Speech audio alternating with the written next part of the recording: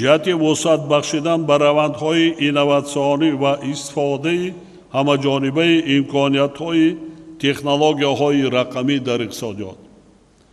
пешниҳод менамоям ки солҳои 2025-2030 солҳои рушди иқтисоди рақамӣ ва инноватсия эълон карда шаванд. бо мақсади идома додани тадбирҳои ислоҳоти соҳавӣ қарори ҳукумати ҷумҳурии тоҷикистон дар бораи масъалаҳои парки технологии маҳсулоти барномавӣ ва технологияҳои иттилоотӣ аз 31 июли соли 2024 қабул карда шуда номгӯи 22 фаъолияти инноватсионӣ ва технологӣ ки пешбури минбаъдаи онҳо ба сифати субъекти IT парк аз пардохти андоз озод мешаванд тасдиқ гардид. парки технологии душанбе дар масоҳати 1500 метри мураббаъ таъсис ёфта дар он барои 250 мутахассисони соҳаи технологияи иттилоотии коммуникатсионӣ шароити мусоиди корӣ фароҳам оварда шудааст. то имрӯз IT парки душанбе дорои 11 резидент буда асоси фаъолияти онҳо аз зеҳни сунъӣ, дороиҳои рақамӣ, савдои электронӣ, тамғаи рақамӣ ва провайдерҳои хизматрасонӣ дар соҳаи муомилоти дороиҳои рақамӣ иборат мебошад. бо мақсади рушди соҳаи технологияи иттилоотӣ ва дастгирии соҳибкории рақамӣ дар шаҳри душанбе расман IT парк ба фаъолият шурӯъ намуд. ин ташаббус ба назар мерасад ки қадамҳои муҳим дар роҳи рушди иқтисоди рақамии кишвар ва кӯмак ба ҷавонон ва соҳибкорон дар бахши технология хоҳад шуд. дар заминаи эълони солҳои 2025-2030 ҳамчун солҳои рушди иқтисоди рақамӣ, таъсиси парки технологӣ маҳсулоти барномавӣ ва технологияҳои иттилоотӣ дар шаҳри душанбе метавонад як қадами муҳиму муассир дар рушди иқтисодӣ ва иҷтимоии минтақа гардад. мақсади асосии таъсиси IT парк фароҳам овардани як муҳити инноватсионӣ ки дар он ҷавонон ва соҳибкорони соҳаи технологӣ метавонанд идеяҳои худро амалӣ кунанд ва барои рушди маҳсулоти рақамии навин кӯмак гиранд. бо дастгирии ҳамаи шартҳо ва имкониятҳои муосир IT парк ба стартапҳо ва ширкатҳои IT кӯмак мерасонад то онҳо дар муҳити рақамии ҷаҳони муосир рақобатпазир бошанд. IT парк платформаи замонавӣ ва фаъолиятест ки барои оғоз ва ба бозор баровардани стартапҳои ояндадор имконият фароҳам меорад. IT парк ҷоест ки шахсони фаъол ва боистеъдод дар соҳаи IT метавонанд идеяҳои худро ба дастгирии касбӣ дар соҳаҳои муҳосибот, ҳуқуқ, маркетинг ва маориф ба лоиҳаҳои муваффақи тиҷоратӣ табдил диҳанд. IT парк ҳамчун шарики боэътимод фаъолият намуда, манфиатҳои ширкатҳоро дар ҳамкорӣ бо мақомоти давлатӣ ва шахсони хусусӣ ҳимоят намуда дар ҷалби сармоягузорӣ саҳм мегузоранд. IT парк дар баробари пешниҳоди фурӯшгоҳҳои рақамӣ ва озмоишгоҳҳои таълимӣ инчунин як гурӯҳи муроҷиати ҳамоҳангшудаи хидматҳои дастгирӣ барои стартапҳо ва корхонаҳои технологӣ пешбинӣ мекунад. ин нуқтаҳо ба соҳибкорон кӯмак мекунад ки навоварии худро ба даст оварда дар соҳаи тиҷорати рақамӣ ва технологияҳои иттилоотӣ ба муваффақият ноил шаванд. IT парк барои рушди стартапҳо ва корхонаҳои худ як маркази инноватсионӣ таъсис медиҳад ки имкониятҳои омодагӣ ва амалӣ кардани лоиҳаҳои технологӣ, ташкили ҳамкорӣ бо мутахассисон ва шӯҳрати байналмилалӣ дошта бошанд. он ширкатҳои IT ва он муассисаҳои таълиме ки аъзои ин IT парк мегарданд аз як қатор имтиёзҳо бархурдор мешаванд. аз ҷумла онҳо аз пардохтҳои андоз озод мешаванд ва бояд ки дар ин ҷо барои зиёда 250 нафар мутахассисони соҳаи технологияи коммуникатсионӣ шароити мусоиди корӣ фароҳам оварда шудааст ва худи ин парки технологӣ аз муосиртарин дар шаҳри душанбе ба ҳисоб рафта зиёда аз 1500 метри мураббаъ масоҳат дорад. IT парк барои рушди стартапҳо ва корхонаҳои хурд як маркази инноватсионӣ таъсис медиҳад ки имкониятҳои омодагӣ ва амалӣ кардани лоиҳаҳои технологӣ, ташкили ҳамкорӣ бо мутахассисон ва шӯҳрати байналмилалӣ дошта бошад. платформаи кӯмак дар ҷобаҷогузорӣ ва ҷалби сармоягузории хориҷӣ инчунин ба муваффақияти ширкатҳои нав кӯмак мерасонад. IT парк бо таъсисёбии инфраструктураи рақамӣ ва баландбардоштани сатҳи маърифати рақамии шаҳрвандон ба пешрафти иқтисоди рақамии тоҷикистон мусоидат мекунад. бо рушди ин соҳа кишвар метавонад таҷрибаи нави истифодаи технологияҳои инноватсионӣ ки ба рушди устувор ва рақобатпазирии иқтисодиёти миллӣ кӯмак мерасонад пешкаш кунад. ин маркази технологӣ на танҳо ба рушди иқтисод ва иҷтимоии тоҷикистон кӯмак мерасонад, балки ба рушди умедбахш ва устувори тамоми соҳаҳои давлат, махсусан соҳаҳои таҳсилот, тандурустӣ, молия, савдо ва саноат таъсир хоҳад гузошт. дар ҳудуди парки технологӣ маҳсулоти барномавӣ ва технологияҳои иттилоотӣ, провайдерҳои хизматрасониҳо дар соҳаи муомилоти дороиҳои рақамӣ ҳамчун резидент, шахси ҳуқуқӣ дар шакли ташкилоти тиҷоратӣ таъсис дода мешаванд. дороиҳои рақамӣ ифодаи рақамии молу мулке ки муомилоти онҳо дар технологияи низоми иттилоотии муайянгаштаи ғайримарказӣ тақсимшуда ва ё дар технологияҳои ҳамонанд табқи қоидаҳои мақомоти ваколатдори давлатӣ дар соҳаи инноватсия ва технологияҳои рақамӣ амалӣ карда мешаванд мебошад.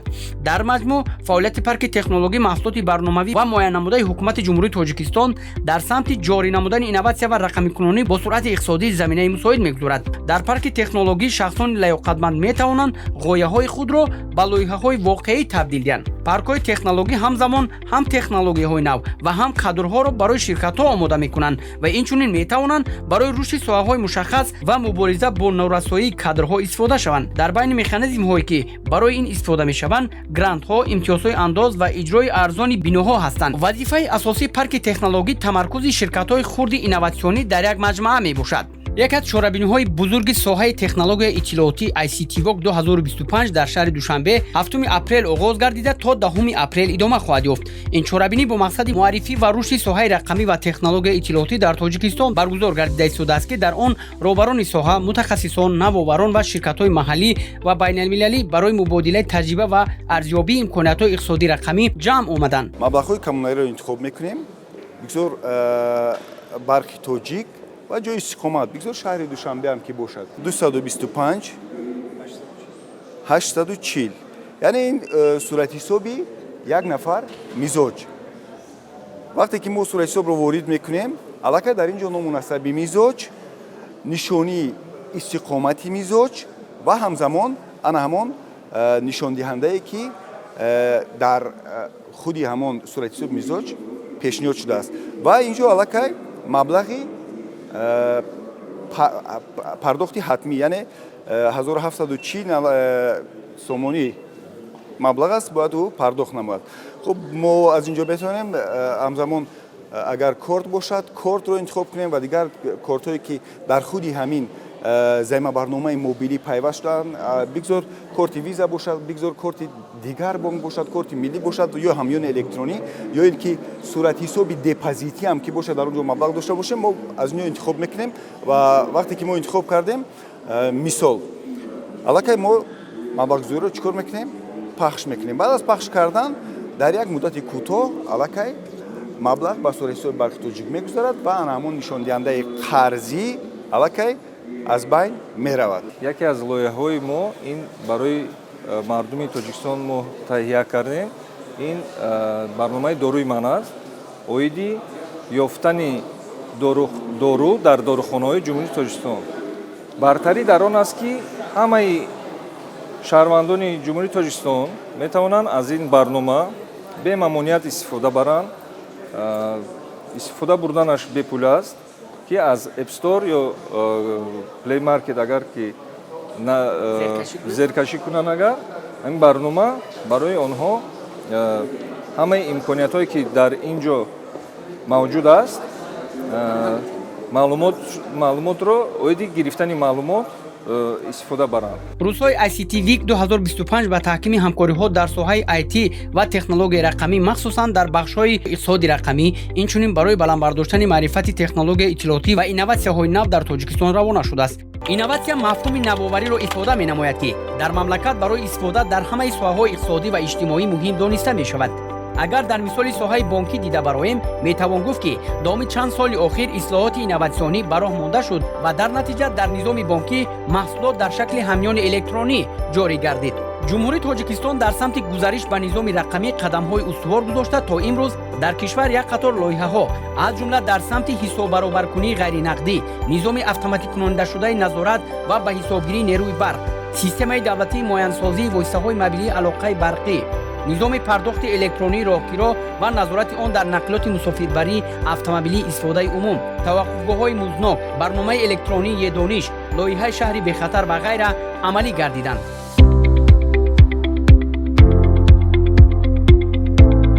ин чорабинӣ инчунин барои таҳияи сиёсати дуруст дар соҳаи рақамии кишвар ва муаррифии маҳсулоти нав ва услубҳои муосир барои ширкатҳои маҳаллӣ ва байналмилалӣ имкониятҳои арзанда фароҳам хоҳад овард. дар ҷараёни чорабинӣ ба ҳамоишҳои байналмилалӣ ва маҳаллӣ, конференсияҳо ва семинарҳо бо иштироки коршиносони соҳа ва иштирокчиёни глобалӣ ки таҷриба ва коркарди дастовардҳои нав дар соҳаҳои гуногун аз ҷумла хидматрасониҳои электронӣ, технологияи блокчейн, таҳлили маълумот ва истифодаи роботехника баргузор шуда истоданд. дар намоишгоҳҳои технологӣ ширкатҳои маҳаллӣ ва хориҷӣ навтарин маҳсулоти худро ба намоиш гузоштанд.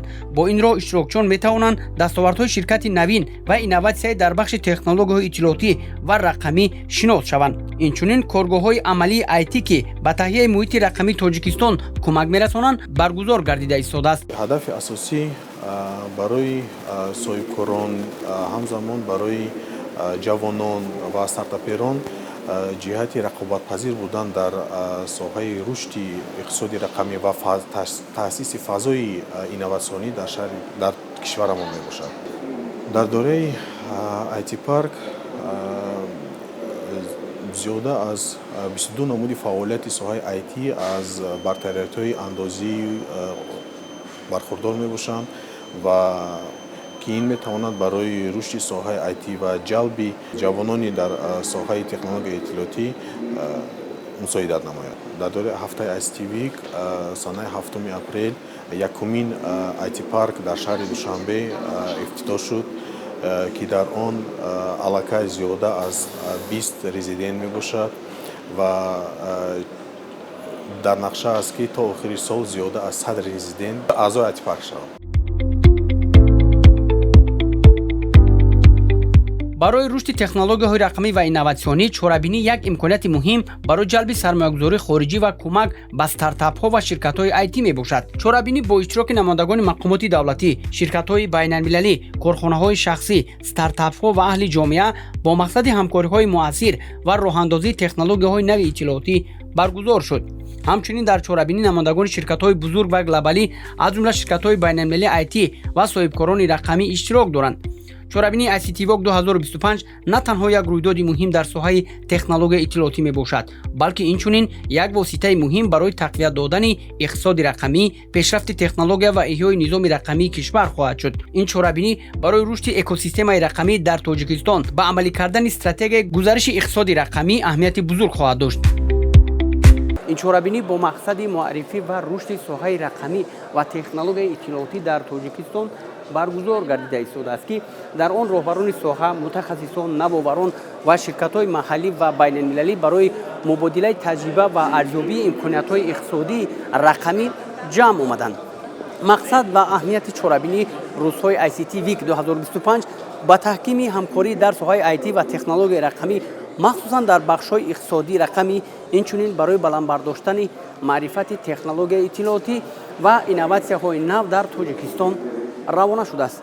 ин чорабинӣ ҳамчунин барои таҳияи сиёсати дуруст ва дар соҳаи рақамии кишвар ва муаррифии маҳсулоти нав ва услубҳои муосир барои ширкатҳои маҳаллӣ ва байналмилалӣ имкониятҳои арзанда хоҳад дошт.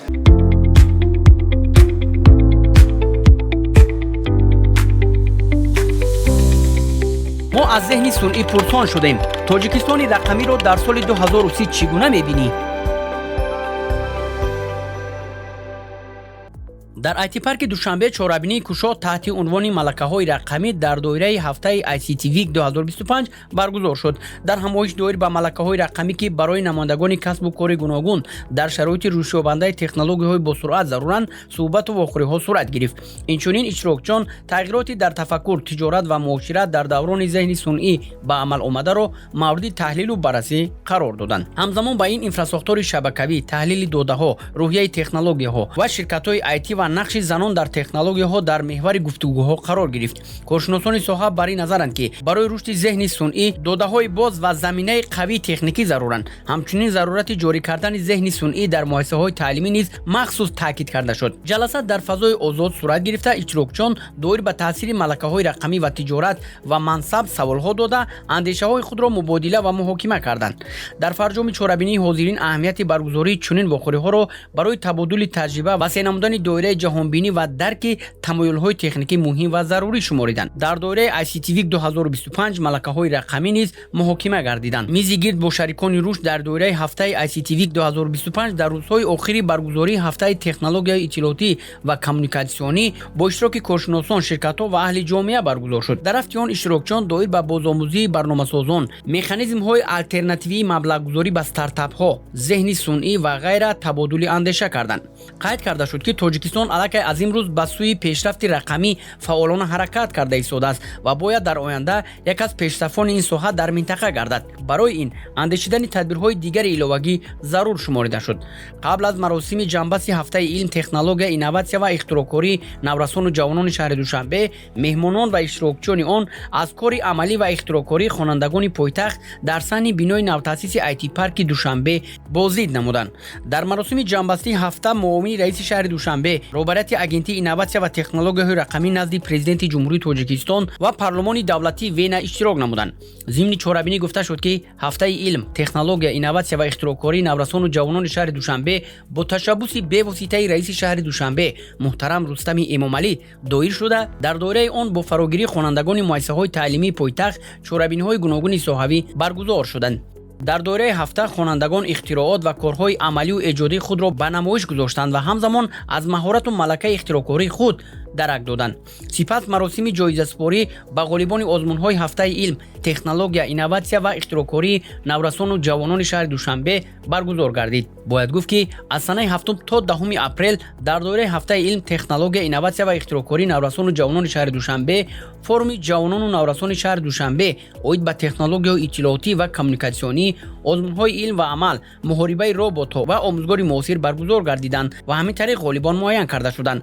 Ҷоизаспорӣ аз рӯи номинатсияҳои барномасозӣ, зеҳни сунъӣ, бозори электронӣ ва тиҷорати рақамӣ, ки дар доираи форуми ҷавонону наврасони шаҳри Душанбе оид ба технологияҳои иттилоотӣ ва коммуникатсионӣ баргузор гардида буд, оғоз шуд.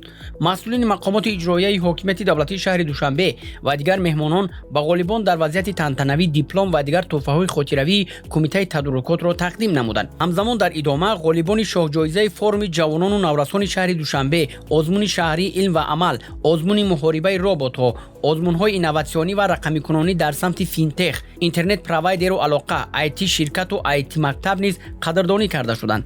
ҳамин гуна пас аз маросими ҷоизаспорӣ баҳри болидахотирии иштирокчиён барномаи фарҳангии фароғатии омоданамудаи муассисаи давлатии маркази кӯдакон ва наврасони шаҳри Душанбе пешниҳод гардид.